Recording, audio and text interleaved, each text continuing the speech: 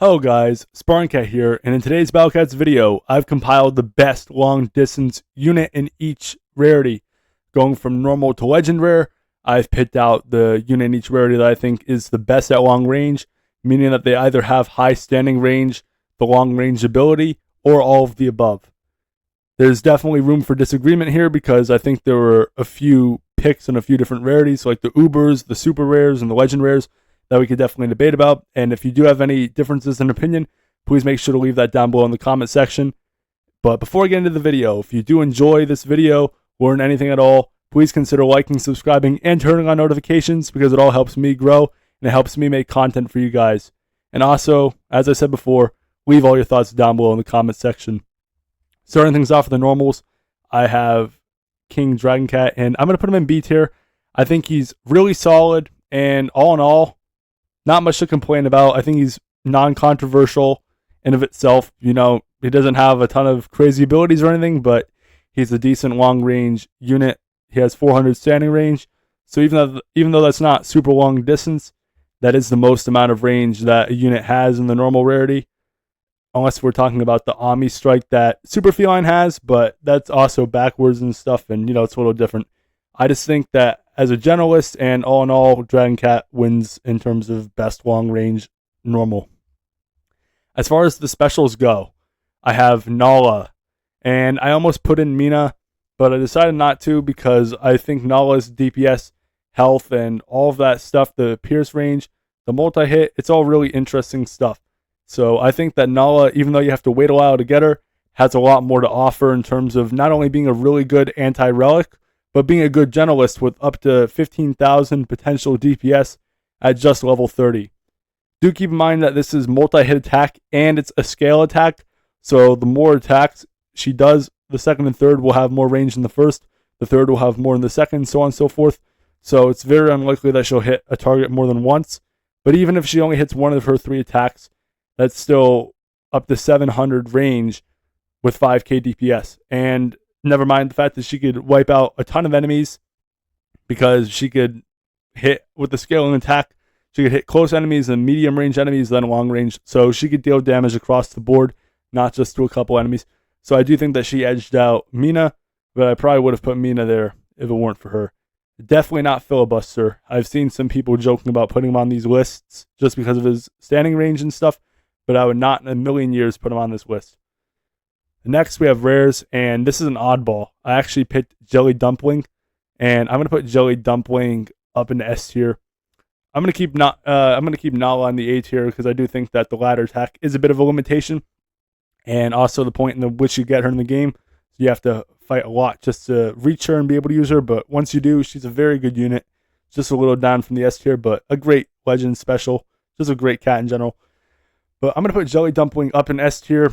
I think he might be the best rare cat in the game. You could make a case for that. But I am going to consider him a long range because in his true form, he has over 1,500 effective range with a shockwave. And the fact that he's very spammable and he could reach a ton of enemies very efficiently makes him a must in a lot of lineups. Additionally, the true form gives him more standing range, which allows him to not die as much. So this is very useful because he has very little health and anything could really kill him. So you need to play him strategically, and that extra little bit of range does protect him, and I feel like he can get more shots off. Even once in a while, you see him get 2 or 3 shots off, which you wouldn't have seen in the first 2 forms, so that's a big improvement. But I think he's a really good generalist, and he's able to wipe out a lot of peons, which really does help you reach what you need to reach. Or if you just need to chip down a boss, he's good at that too. Next, for super rares, there's a toss-up between a few. I almost put in Sniper the Recruit, but I am going to put in Cyberpunk, and I'm going to put him in A tier.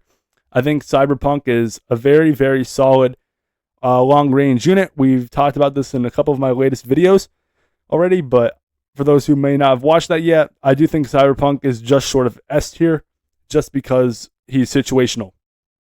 You know, he has a lot of range, he has the slow, and the talent makes him even better, but I do feel like in some stages he's just not able to be effective, whether that means it's a short base or you just don't have the money to buy him, or it's just very aggressive enemies. Sometimes it just doesn't work out for him.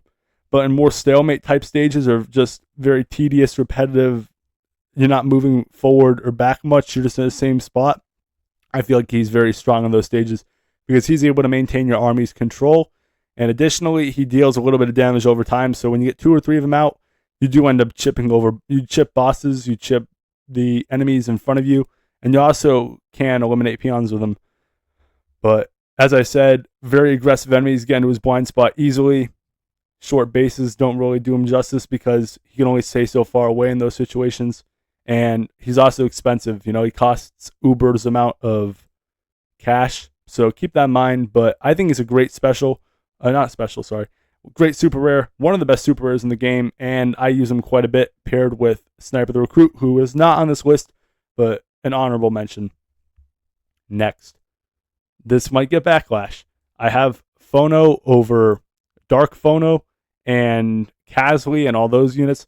And he's just going to go in S tier. I'll put him at the front for now because the difference I noticed was, although Dark Phono had slightly better base stats and stuff, I think the fact that Phono is able to successfully attack many more traits makes him more valuable on this ranking. I'm talking about the best long distance attacker, and against non-traitless enemies, Dark Phono is good. Don't get me wrong, he's good, but he's really only shining against one trait at his best. Phono, on the other hand, is able to deal with all sorts of traits at a nearly as good caliber. So although his general stats aren't as good, he's able to dish out a punishment towards a lot more traits. And this makes him more valuable in my eyes because I could put him in more stages. He's more versatile. He's able to shut down more enemies. So in my eyes, because I do support generalists more than specialists usually, they're very similar in terms of how you play them. But I do feel like it's more useful to have a unit that's good against a whole wide array of traits rather than just one. So he beats those units in my eyes. I just feel like he deals a ton of damage against all these enemies from a very comfortable range. So basically being an Aphrodite against all traits, I have to put him on the list. But Dark Phono is an honorable mention. Aphrodite's an honorable mention. I know you saw her on the thumbnail. And Casley and Matama, all of them are honorable mentions. Great units. It was just really hard picking one. And last but not least, another one that requires a bit of intuition for me to come up with because I thought of Gaia and stuff. But it's going to be Daybreaker. How do I pronounce his last name? Izanagi. I think Daybreaker Izanagi. And he is just, I couldn't deny him. At level 50, he has 6-digit DPS against non-traitless enemies.